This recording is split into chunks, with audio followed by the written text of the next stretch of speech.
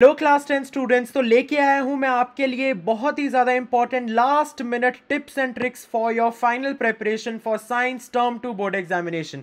जी हां, आप सभी को पता है आपकी टर्म 2 बोर्ड एग्जाम में काफ़ी कम दिन रह गए हैं और ये टिप्स एंड ट्रिक्स आपकी काफ़ी ज़्यादा हेल्प करेगी for last minute preparation and आपके जो प्रिपरेशन है उसमें चार चांद लगा देंगे। So without any further do let's get start with the first tip. लेकिन उससे पहले अगर चैनल पर नया है तो जल्दी से चैनल को सब्सक्राइब कर देना, वीडियो को लाइक कर देना, शेयर कर देना। तो चलिए हम बढ़ते हैं सबसे पहली टिप की ओर। So first of all the first tip is understand the reduced syllabus and practise the questions based on it only. आप सभी को पता है टर्म 2 का सिलेबस काफी रिड्यूस हो गया था, तो सबसे पहले तो आपको ये क्लियर होना चाहिए कि क्या आपके सिलेबस में यानी क्या आपकी बोर्ड एग्जाम में आने वाला है, कौन सा सिलेबस आपके पोर्शन आपको करना है और कौन सा रिड्यूस हो चुका है। जो रिड्यूस सिलेबस है वही आपने करना है और उसी से रिलेटेड क्वेश्चंस आपने करने हैं। आपको एक्स्ट्रा थ्योरी अभी इस टाइम पे नहीं करनी है। Only practice the reduced syllabus of both physics of all physics, chemistry and biology. Okay, let us go on to the next tip. Tip number 2, put more stress on the part carrying more weightage. आप सभी को पता है पूरा आपका जो board exam होने वाला है साइंस का, आपने ऑफिशियल सैंपल पेपर भी देखा होगा, डिवाइडेड है सेक्शंस में, section A, section B, section C. Section A में कैसे क्वेश्चंस हैं, 2 मार्कर्स, सेक्शन बी में कैसे हैं 3 मार्कर्स एंड सेक्शन 4 में है केस स्टडीज जो 2 आएंगी, 4 मार्क्स ईच। तो definitely I would suggest you कि आप स्टार्ट करें सेक्शन सी से, ताकि आप 4 मार्क्स कम से कम हाथ में करें कि अगर एंड में टाइम कम भी रहा और अगर क्वेश्चन छूटे भी तो कम से कम सेक्शन ए के दो मार्कर ही छूटेंगे, आपका 4 मार्क्स का लॉस नहीं होगा। लेकिन ये उस टाइम आप स्ट्रैटेजी बनाएं जब आप एग्जामिनेशन हॉल के अंदर जाएं। अगर आपको केस स्टडीज मुश्किल लग रही है तो जो एग्जामिनर जो चेक करेगा आपकी कॉपी, उसका उस पर अच्छा इंप्रेशन डालने के लिए आप सेक्शन ए से भी शुरू कर सकते हो। No hard and fast rule in that. Second tip is maximum weightage scale. आप देखिए सबसे ज्यादा वेटेज बायो को दी गई है, फिर फिजिक्स को, केमिस्ट्री को, तो उसी के अकॉर्डिंग अगर आप अपनी प्रिपरेशन करेंगे तो बहुत अच्छा होगा। And the third tip is start from the 4 markers. ये तो मैंने आपको पहले ही बता दिया, लेकिन उस टाइम आप ये चेंज भी कर सकते हैं। चलिए टिप नंबर 3 की ओर बढ़ते हैं। Tip number 3, according to the latest pattern more emphasis is given on application based, visual case based questions. और ये हमने देखा भी है कैसे प्रैक्टिकल ओरिएंटेड कर दिया गया है, कॉम्पिटेंसी बेस्ड क्वेश्चंस पूछे जा रहे हैं एंड एप्लीकेशन बेस्ड क्वेश्चंस पूछे जा रहे हैं। सो बेटर है आप एनसीईआरटी को थॉरली पढ़ें। तो लिखा है यहाँ पे, do practice all the activities given in NCERT specially from magnetic effects of electric current.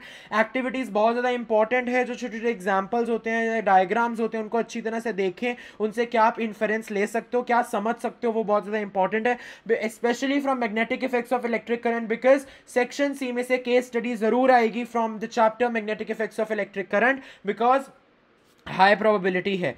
So NCERT ढंग से पढ़ें, बहुत अच्छी तरीके से पढ़ें एंड समझें एक एक पैराग्राफ को, एक एक लाइन को, because you still have a lot of time, you can and you can, I know you will do it.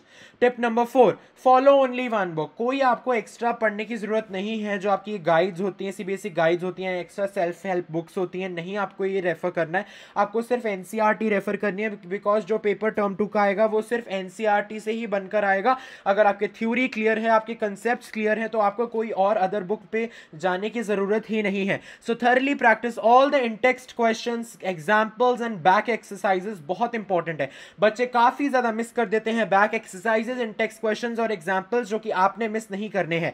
And if there is time, अगर आपके पास टाइम है तो प्लीज प्रीवियस ईयर क्वेश्चंस को जरूर प्रैक्टिस करें, because ये directly repeat होते हैं एंड बार बार हर साल पूछे जाते हैं। एंड ऑफ कोर्स अब आपका सब्जेक्टिव पेपर है तो रेपिटेशन हो सकती है, हो जाए पीवाईक्यू से। चलिए नेक्स्ट टिप की ओर बढ़ते हैं। Maintain your speed. Tip number 5 is आपको स्पीड अपनी मेंटेन करके रखनी है, as it is subjective paper. Maintain your speed from the starting only. Starting से ही अगर आप तेज रखेंगे स्पीड तो एंड में आके पैनिक नहीं होगा और क्वेश्चंस नहीं छूटेंगे। For that practise solving the official sample paper. जो सीबीएसई का ऑफिशियल सैंपल पेपर है उसे 2 घंटे में सॉल्व लिखिए, प्रॉपर सॉल्व कीजिए ऑन द हॉरिजॉन्टल शीट्स, जो कि मार्केट में इजीली अवेलेबल भी हो जाती है। साथ ही अपने आप को 15 मिनट का पहले रीडिंग टाइम भी देना। उसके अंदर आप कुछ नहीं मार्क करेंगे क्वेश्चन पेपर में, बस आप डिसाइड करोगे कि आपको जो चॉइसेस दी जाती हैं यूजिंग द वर्ड और, आपको उनमें से कौन कौन से क्वेश्चन सिलेक्ट करने हैं, वो 15 मिनट्स में आप तैयारी करेंगे एंड 2 आवर्स में आप कंप्लीट करेंगे। इतना तेज आप प्लीज लिखें स्टार्टिंग से ही, मतलब इतना भी तेज ना लिखें कि हैंड राइटिंग समझना है, लेकिन अपनी मेंटेन स्पीड रखें ताकि आपके पास एंड में टाइम रिविजन का जरूर बचे। Okay, now tip number 6। Tip number 6 is jot down the physics formulas for the last minute revision. अगर आपके पास सारे फिजिक्स चैप्टर्स के जैसे इलेक्ट्रिसिटी हो गया, मैग्नेटिक इफेक्ट्स हो गए, इन सबके फॉर्मूलाज जॉट डाउन है एक जगह पे, तो काफी आपको ईजी होगी लास्ट मिनट प्रिपरेशन के लिए। Practice drawing the diagrams along with the labellings in biology. Biology में बहुत इंपॉर्टेंट है, जैसे फ्लावर वगैरह का सिक्स का भी डायग्राम आ सकता है, एंड फीमेल रिप्रोडक्टिव सिस्टम, वो सब आप ड्रॉ करके विद लेबलिंग्स कौन सा पार्ट क्या करता है वो आपको सब पता होना चाहिए। And in chemistry practice the modern periodic table questions well, because उससे आने की प्रोबेबिलिटी बहुत ज्यादा है, 3 नंबर्स में या 2 मार्कर्स में भी आएगा। एंड क्रिएट फ्लो चार्ट्स और माइंड मैप्स। अगर आपके पास टाइम है, ऐसे लिख लिख के आप प्रैक्टिस करते हैं तो बेटर है, फ्लो चार्ट और माइंड मैप्स के खुद ड्रॉ कर करके प्रैक्टिस करें for the all the important concepts, ताकि वो आपको लास्ट मिनट प्रिपरेशन में भी जब आपके पास 1-2 दिन होंगे तब आपकी हेल्प करे। And tip number 7 is and biology. अब देख लेते हैं वेटेज स्केल क्या है। हेरिडिटी एंड एवोल्यूशन को सबसे ज्यादा वेटेज दी गई है, फिर हाउ डू ऑर्गेनिजम्स रिप्रोड्यूस को दी गई है, और फिर finally our environment. So you can go according to that. And in physics more weightage is actually weightage is equal. Electricity and magnetic effects of electric current को बराबर weightage दी गई है।